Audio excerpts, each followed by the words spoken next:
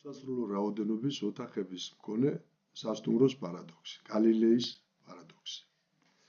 სასტუმროს აქვს უსასრულო რაოდენობის ოთახები, რომლებიც გადანომრილია ნატურალური რიცხვებით 1, 2, 3 და ასე შემდეგ.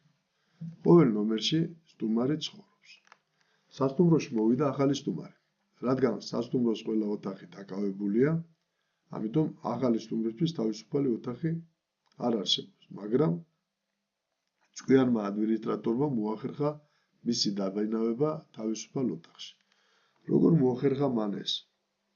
ადმინისტრატორის თხოვნის შემდეგ სასტუმროს ყოველი ძველი ბინადარი გადავიდა ერთით მეტი ნომრის მქონე ოთახში.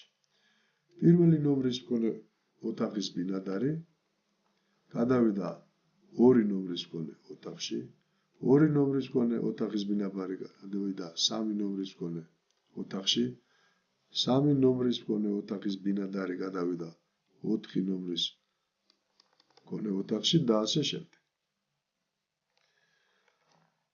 ამ გადასვლების შემდეგ არც ერთი ძველი სტუმარი არ დარჩება ოთახის გარეშე, ხოლო ოთახი ნომერი 1 გამოთავისუფლდება ახალი სტუმრისათვის.